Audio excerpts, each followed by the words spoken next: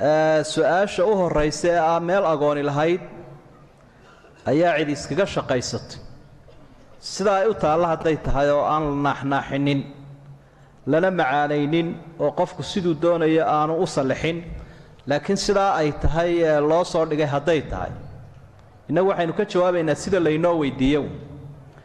marka haddii su-aashu qaldan tahay qaladka qofkaa leh innagu ma lihin sida ay u taallo su-aashu meel agoomeed oo cid iskaga shaqaysatay dee waa boob iyo dhaca agoontu ama aabbahooda ka dhaxlaan ama carabi ha siiso ama soomaali ha siiso booskaa isaga ah iyo dhismahaas haddii cidi ka qaadda iskaga shaqaysato waa xaaraan ilaahay baa wuxuuhi walaa taqrabuu maala alyatiimi ilaa bilatii hiya axsan xoolaha agoonta ha ugu dhowaanina dariiqo wanaag badan mooyaane dariiqada wanaag badanna waa wixii iyaga u dana taasina waa dulmiya ummaddan ahaa taa jawaabteedu waa intaa waa in loo badbaadiye agoonta